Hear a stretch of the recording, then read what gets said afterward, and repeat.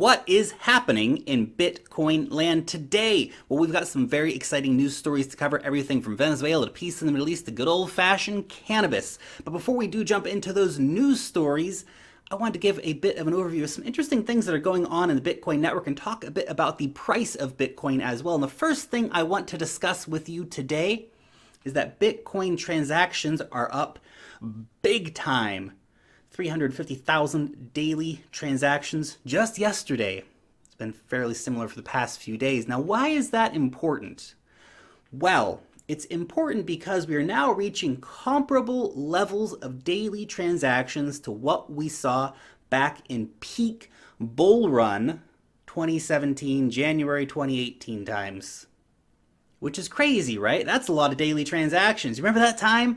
Oh, so much excitement, so much euphoria, so much exuberance, everything was going amazing, and then the price of Bitcoin went down. But that showed that there was a lot of transactions happening back then. A lot of people were using and sending Bitcoin back and forth, which is exactly what's happening right now, except the price is about 80% less than it was back then. But the fascinating thing here is the fees are not $30 today. Why aren't the fees $30 or $20 or $10? Fees are 10 cents at the moment. So we've gone from this situation where back in the peak of the euphoria at the bull run, we had $35, $50, $60 fees. I even saw one fee, I think, in like $90 or $85 sometimes. It was absolute insanity. Now we got 10 cents. 10 cents. That's cheap. Look, there's other cryptocurrencies than Bitcoin which offer cheaper fees or free transaction fees. But let's keep it real. If you're sending $10,000 to the other side of the world, 10 cents is a fine fee to pay for a very high liquidity cryptocurrency. Maybe if you're sending $10,000, you want to save 9.5 cents, well, use a different cryptocurrency that's got cheaper fees. But 10 cents is pretty gosh darn reasonable when it comes down to it. Now, why were fees so gosh darn high back at the peak of the bull run? It's not that more people were using Bitcoin. We have a similar daily transaction volume. No, the interesting thing here is that the mempool was totally overloaded. The mempool is the pool of unconfirmed transactions. So the mempool had thousands upon thousands of spam transactions, tiny transactions being sent at tiny fees intended to clog the network up and to send fees sky high, which is exactly what happened, which is very unfortunate. Now that created a narrative and that fees are always going to be really high in the Bitcoin network, but here we are. Here we are, we're literally proving right now that it's not the case, that we have a massive amount of daily transactions happening and the fees are remaining rather low. Rather low. 10 cents is pretty gosh darn cheap in my book to send thousands of dollars to the other side of the world without having to go down to the bank and give them massive percentages and all this stuff. So that's a really great thing to see happening. And it's fascinating because the usage is there. People are using Bitcoin. They're sending Bitcoin back and forth. They're buying it. They're moving off exchanges into their wallets, etc., etc. When is the price going to follow? Because it's going to follow at some point. You can't see this kind of usage happening and never have any price action to follow behind that. It's an inevitability of when. And yet, we still have bears who are calling for $2,000, for $1,000. Zero free Bitcoin for everyone. It's not going to happen. Well, definitely not the free Bitcoin part. But the bear calls for $2,000 and $1,000. I honestly don't think that they're going to get their wish. And I know the bears want that cheap Bitcoin. They're going to profit big time if they get it. Question is, will the markets give it to them? I honestly believe that it is overly bearish to be calling for a $1,000 Bitcoin with the current market situation, with the current fundamentals behind Bitcoin that we see happening, whether it be the transactions or any other stuff I'm going to cover in a moment. There's so much going on. To see it go all the way back down to 1,000, there'd be so many people. There's so much buying pressure between where we are now and $1,000. It would be crazy. Of course, if we see some kind of black swan panic event, well, that's a different story. But assuming that that doesn't happen, I don't see us just kind of naturally moving down to $1,000 because nothing better is happening in the markets. So Bears, I'm sorry. I don't think you're going to get that cheap Bitcoin you've been dreaming about. But I can tell you this. If I see Bitcoin go down to $1,000, I don't know, I'm going to sell something, everything. You guys want to buy that? I'll sell that. What about this over here? I'll sell that too. Sell everything and buy all that cheap Bitcoin. But I just don't think that it's going to happen. I mean, just look at the low fees. Look how much is being built. Just from backed all the way down. Everything being built for the crypto markets right now. It's absolutely massive. A Bitcoin ETF is simply inevitable. The halvening is coming next year. Developing countries are adopting Bitcoin at an increasing rate. Look at the volumes on platforms like Local Bitcoins in Peru, Venezuela, Argentina, Nigeria. People are buying and using or holding Bitcoin. There's lots to be excited about when it comes to Bitcoin. And that's not to say we won't see drops happen before we get to new all-time highs. Of course we will. But how low will we go is the question. I'd say from where we are currently, keep an eye out for that 3,600. If we do break below 3,600, we might be moving down to 3,400. If we hit 34, watch out for 32. 32 was a very important number. This goes all the way back to a double bottom that we saw in September 2017. I think that 3,200 will be the zone where we hold. In the event that 3,200 does not hold, though, we could be indeed in store for some very stormy markets, and maybe those bear fantasies will come true. But I don't see it happening. I feel like we're moving in a very positive direction at the moment. That day-to-day noise of a little bit up, a little bit down, a little bit up, a little bit down. Long-term trend. Long-term trend, we are heading in the right direction because the fundamentals are there and the price will follow the fundamentals. Sometimes it leads the fundamentals, but in the situation we're seeing right now, we're seeing all these fundamentals being built out, creating this floor for the Bitcoin economy, for the crypto economy overall. And that floor continues to be built out, providing more and more support as we go along. Other fun, interesting technical indicators, like we had our first green candle on the monthly candles anyway, in 6 months. Can we repeat that in March? Can we have a second month where we have a green candle? Time will tell. We'll have to wait till the end of March to see if that happens. But still, I'm not going to personally be breaking out the champagne for quite a while. I'm watching for $6,000 just to feel some kind of sense of semi-normalcy come back into the crypto markets, because we're still in a pretty brutal situation realistically. And it's nice to see relative calm in the markets. You know, we're not seeing any 35% drops or anything crazy like that in a day.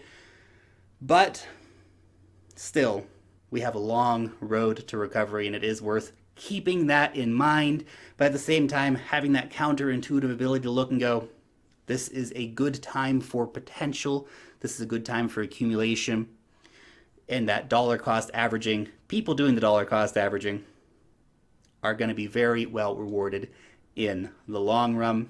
You just have to zoom out your time frame a little bit here. And that leads us into our first big news story of the day, and that is that the government of Venezuela has begun offering a cryptocurrency remittance service. Now, the remittance service allows basically anyone from outside of Venezuela to send Bitcoin or Litecoin into Venezuela. Now, this service was launched by the Superintendency of Crypto Assets and Related Activities. This is the country's main cryptocurrency regulator. They've done things like set monthly limits and a commission per transaction rate. The system will essentially allow the user to receive a maximum of cryptocurrency equivalent to 10 petros per month paid out in bolivars. It's interesting. The big problems, of course, I see with this is that who wants bolivars over Bitcoin? Just send Bitcoin to your family member in Venezuela. It's probably going to be better off. And it's really worth keeping in mind that the state-run remittance service will likely have terrible exchange rates, as the central bank will be the ones determining the rates of exchange. So you might send $5,000 of the Bitcoin, but maybe by the time they actually get the Bitcoin at the official exchange rates, it may be significantly less. But in spite of those two things, I actually think this is not a bad thing. We have to look at the reality of the situation. Imagine trying to send funds to your grandma who may not be able to deal with crypto assets. The whole concept of blockchain and private keys and all that stuff just way beyond what old grandma can do. And I know there's some tech savvy grandmas out there. I'm not bashing on grandmas. I love grandmas. They're great people. But this is the reality of the situation. It's much easier to send that Bitcoin to the remittance service. Grandma can just go pick up a handful of bolivars. So there is that to keep in mind, and in spite of the community's fantasy of hyper-Bitcoinization happening in Venezuela, the bolivar is still the official currency of the country. Even though we have seen more cryptocurrency acceptance and more cryptocurrency adoption in Venezuela, we're still a long way from seeing it become any kind of even real competitor to the bolivar, let alone being a dominant currency within the country. So this is a service that will help get money into the hands of people who need it, even if there's some drawbacks to it. Now, the Bitcoin Lightning Network torch has reached Israel. This is after it was sent by an Iranian, which is really, really cool. This was a symbolic gesture of peace between the two nations. This is significant for quite a few different reasons, but some of the ones I find most compelling are, one, that it showed in a very, very public way that Bitcoin came into Iran and left Iran with no friction. A country that is heavily sanctioned in terms of its ability to access the international finance system. Bitcoin came in, a few hours later it left. That's amazing. It's absolutely amazing. And also, of course, it proved that the Iranian people and the Israeli people are not their governments.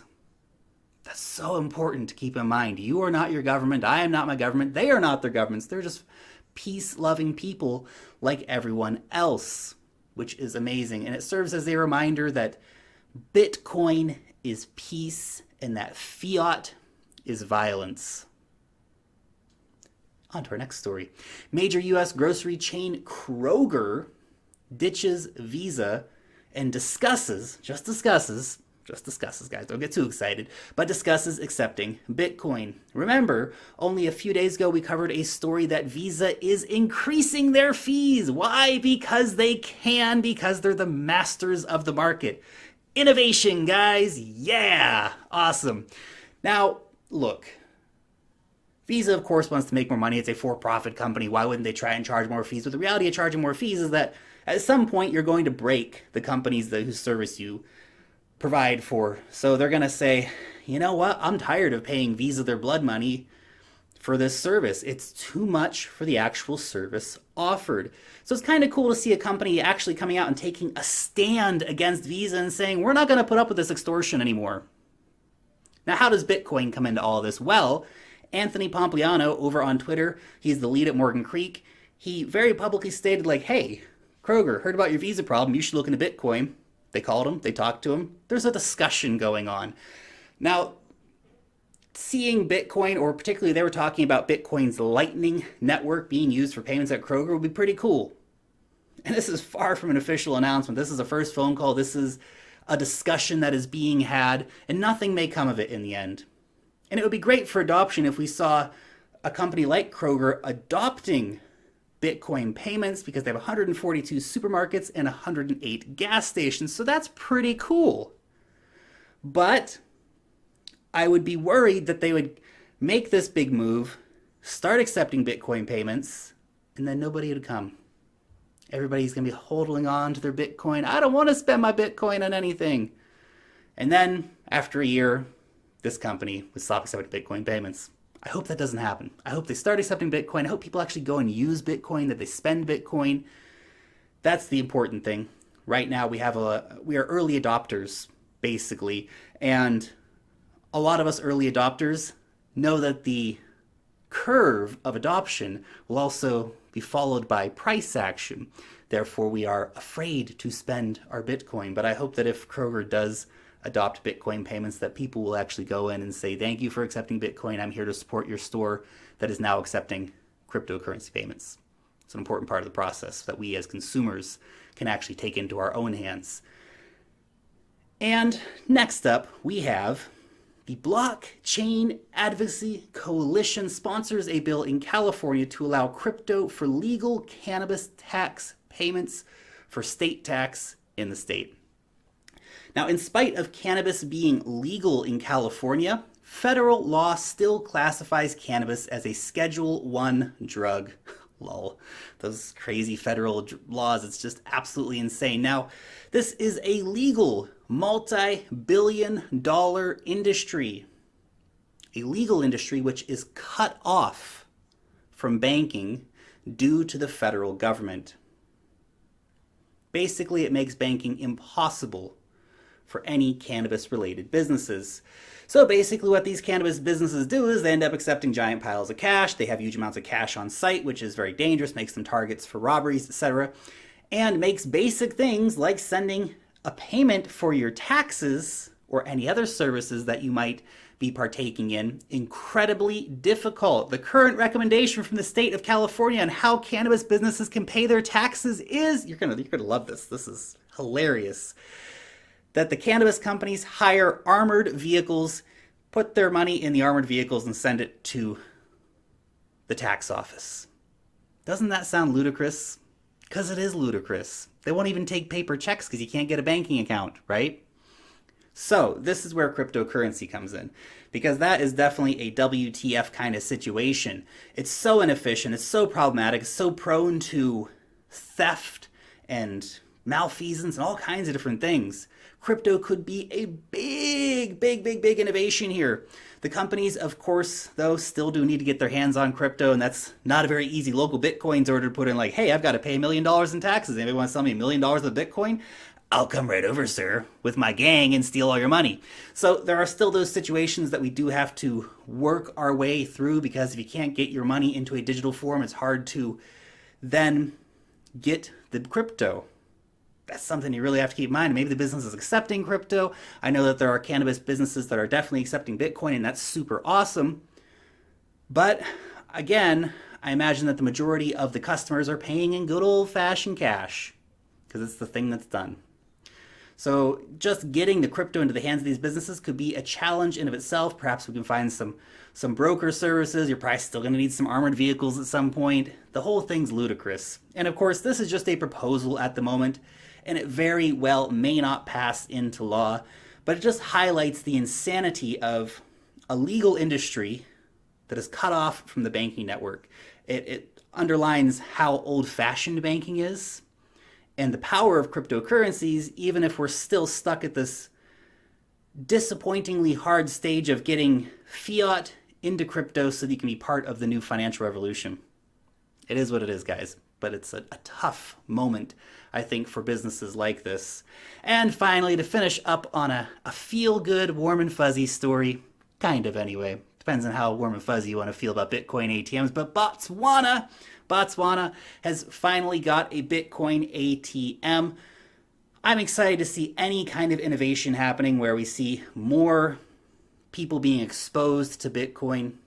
The continent of Africa overall remains very underserved compared to some regions. Like we look at Europe or North America, and Bitcoin's everywhere. Somewhere like Botswana almost never gets mentioned. So it's super exciting to see that now Bitcoin enthusiasts in Botswana at least have one option where they can go and easily get Bitcoin from an ATM. Of course, there are still exchange options for Botswanans, but this kind of public ability to go out and buy Bitcoin at a Bitcoin ATM, it'll be useful for a certain amount of people. Bitcoin ATMs for everyone is the future of the world. Anyway, guys, just my thoughts on the price of Bitcoin, some of the most important news that we see in Bitcoin today. You will let me know what you think about any of these news stories or the price future of Bitcoin down below in the comments section. Thank you so much for watching today's video. As always, you guys are super awesome and rock super hard. So thank you so much for watching this video. And if you did enjoy the video, leave a thumbs up on it. That would be supremely awesome. If you're new around here, subscribe to the channel. You can always hit that notification bell down below to know when I put out a new video. Long live the blockchain, and peace out till next time.